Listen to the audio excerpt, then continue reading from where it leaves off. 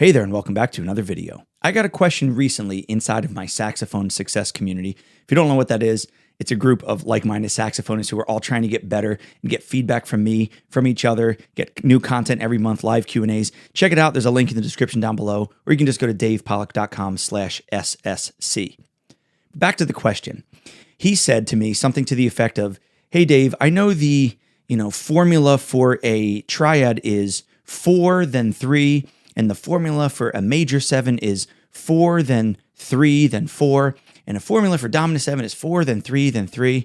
But how do I get, how do I figure out these other chords?" And I said, what are you talking about? I figured out he was talking about, the way I learned how to create chords is by how many half steps are between every chord tone. So for a major triad, he knew that from the root to the third was 4 half steps. And then from the third to the fifth of the chord was 3 half steps. While this is true, I really think this is a way more complicated and confusing way than I think you should use. So as I was answering it, I was like, you know what? I'm going to do a video on this because if he has this question, I think a lot of you might have this question as well. How do you actually build chords? How do you figure out what the chord tones are of a specific chord? And what's the formula for it? Do I think half steps? Do I think this? I have a very simple way that I think everybody should use. Now, remember, your mileage may vary. You might learn in different ways, but I think this is the simplest way. It's definitely simplest for me. It's the simplest for my students, and it makes the most sense. And it just makes things easy using skills that you already have. As always, I created a worksheet that goes along with this video. And the great thing is I actually wrote out these chords in all 12 keys. So no matter what instrument you're playing, you'll have those chords written out. And if you're not sure about writing them out yourself, I gave you an entire guide here. The only thing you need to do is click the link in the description below or go to davepollack.com/how-to-build-chords. Without any further ado, I'm going to jump into that worksheet right now. As you see, we're here inside the worksheet called How to Build Chords. And basically, the way I teach this is the way I teach a lot of things, and it's to base everything off of the major scale. And you might say, what do you mean the major scale? Whatever root of the chord you're trying to build, whether it's a triad, 7th chord, whatever it is, whatever that root of the chord is. So if you're playing a D7, you're playing a C minor 7, whatever it is, that letter, think of that key's major scale. So to make this simple, we're going to start in the key of C. And this doesn't have to be concert C, your C, whatever instrument, just think C. When you hear the demonstrations, they are going to be in concert pitch, but know that C is whatever C is for you. So first, you want to know what your major scales are. That's why I wrote the book Strictly Major, which is only a bonus in my courses and membership now. Can't buy that anymore. But the reason I wrote it is I think the major scale is the most important technique you can learn on your instrument. So the first thing is you're going to learn a major scale. So here's what a concert C major scale sounds like.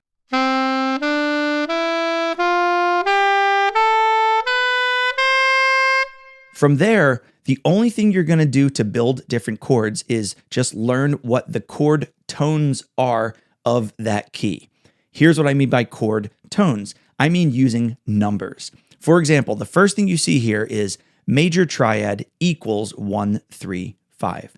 So the only thing you need to think of if you need to play a major triad is to play 1, 3, and 5 of that root's or that key's major scale. Doesn't matter if it's G flat major, C major, B major, whatever it is, whatever the root is. So in this case, C, you're going to take the 1, the 3, the 5 of C major. So if you know what your C major scale is, you take the 1, the 3, the 5. That creates a major triad. So the notes would be C, E, G. Here's what a C major triad sounds like. Now for a minor triad, you're going to have 1, flat 3, and 5. Here's where sometimes people can get a little confused. When I say flat 3 here, or flat anything, as you'll see coming up, that just means lower that number by a half a step. In the key of C, everything's very literal because there's no sharps and no flats. So 1, flat 3, 5 in the key of C major would be 1. Then you take this 3, which is normally E, but then you flat it. So you get E flat, and then the 5 is G. It gets a little trickier, and I'm going to scroll down here when we have different keys. And like I said here, I wrote everything out in 12 keys. If we have something like, let's try something that has some sharps. You see here, this is B major scale. So if you wanted a minor triad in B, so a B minor triad, you would take the 1, the flat 3, and the 5 of B major. So the 1 is B, so that's fine. Let's skip the 3 for now. The 5, F sharp, that's fine. That's not altered. But this says flat 3. The regular 3 of B major is D sharp, but it says to flat it. So when you flat a D sharp, you don't get D flat, you get D natural. The flat literally means just lowering by half step. So just be aware, don't just throw a flat sign in front of it if you're trying to make a minor triad or any flat. Flat third in this case means lower the third by a half step. The next thing I have on here is the diminished triad. So that's going to be 1, flat 3, flat 5. Same rules apply here. Take the 1 regular, you take the 3 and you flat it, so E becomes E flat. You take the 5 and flat it, G becomes G flat. And here's what a diminished triad sounds like. For the fourth and final triad, we're going to do the augmented triad. An augmented triad is 1, 3, sharp 5. Just like I said with the flats where it lowers by a half step, sharp 5 means you raise the fifth by half step. If we went back over to B or any of those other keys that have sharp normally for the fifth, if you sharp the 5 again, it's going to be a double sharp. Or if there's a flat, for example, flat's going to turn into natural. It just means raise by half step. So C, E, 1, 3 are the same. G becomes G sharp, and there's your augmented triad. Here's what it sounds like. Do you understand that once you learn the numbers, 1, 3, 5, 1 flat 3, 5, 1 flat 3, flat 5, 1, 3, sharp 5, then you just apply those numbers, that formula to any major scale, and you'll instantly figure out what the chords are. I think this is so much more intuitive, and it just helps you a lot more than thinking how many half steps are in between. Yes, that will get you to the right answer, but thinking 4 half steps and 3 half steps, that's a major triad.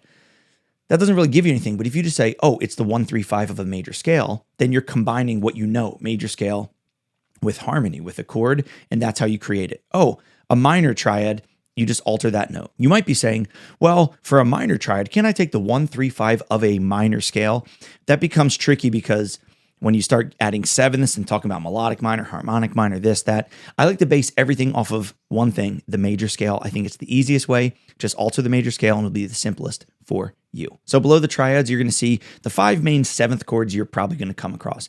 These 5 7th chords here make up probably 99% of the chords you're going to come across in jazz playing. There are other alterations, and I didn't get into any of the extensions here in this video. I might do that for a future video, so stay tuned. But these are the 5 you're going to come across. Major 7, dominant 7, minor 7, half diminished 7, also called minor 7 flat 5, and then the diminished 7 chord. The rules here apply just like the triads. So a major 7 chord is the 1, 3, 5, 7, based on the major scale. Dominant 7 is 1, 3, 5, flat 7. Once again, you just lower the 7th.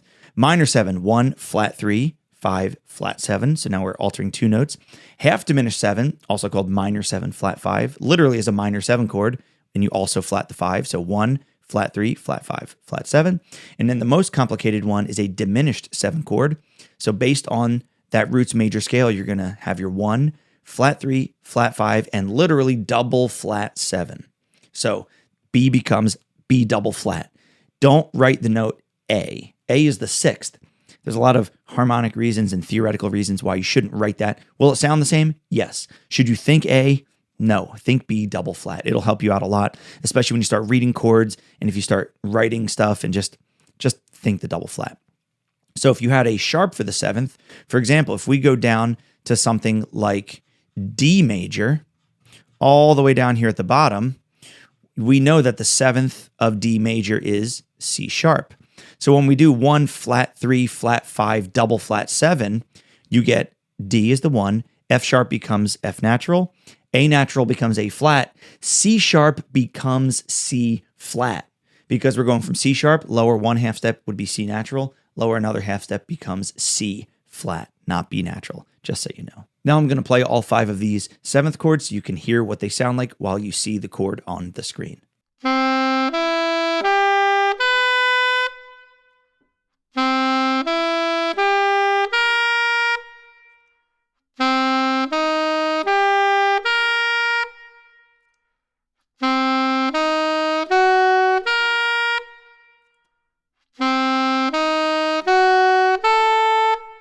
Okay, is this way of building chords easier than the way that you learned? Or if you're not even at the point of building chords yet, does this seem like something you can do? I think it is, especially if you know your major scales or you know some major scales. Once you understand that concept of one key center, 1, 2, 3, 4, 5, 6, 7, 8, and 8 is the same as the 1, you can understand you can just alter some of those notes in collaboration with other notes. 1, flat 3, 5. Oh, that makes a minor chord. 1, 3, sharp 5. Oh, that's an augmented triad. Things like that. That's how you can build your chords. So no matter what key you're in, no matter what chords you see, that's how you can figure out all of the notes. One more thing before I go, and it has to do with chord symbols. In jazz specifically, when you see chord symbols above the music, that has nothing to do with the key signature of the song. So if you see D7, for example, over a song, but the song is in B flat major, don't apply any of the flats or sharps in the key signature to that D7. D7 literally means 1, 3, 5, flat 7 based on D major scale. It's its own thing. So it would be D, F sharp, A, C natural. If you're an F sharp major, but you have a chord that's F major 7, you would say, oh, it's the 1, 3, 5, 7 of the F major scale. The chord symbol is its own thing. The chord tones are of that chord symbol based on that root's major scale. Has nothing to do with anything that's around it, which can get confusing when you have songs that go into different key centers or just have different chords that don't relate to the original key signature. Don't get confused and start adding in sharps and flats that don't exist. The chord is the chord is the chord. Okay? The chord tones are the chord tones are the chord tones of that chord, regardless of what's around it, regardless of the key you're in, regardless of anything else. Thanks so much for watching this video, and I hope it helped you learn how to build chords, or at least build them in a more simple way. I know if one person has this question, other people are going to have it as well. So I really wanted to make sure I covered this topic here. Speaking of topics, if there are other topics you want to see me cover here on my YouTube channel, please let me know in the comments down below. It could be related to chord building, improvisation, just saxophone technique, anything really related to what I do here. Please let me know. I'd love to hear from you. Don't forget to pick up this worksheet for free by clicking the link in the description down below or in the pinned comment, or you can just go directly to davepollack.com/how-to-build chords. Thanks so much for watching, and I'll see you in the next video.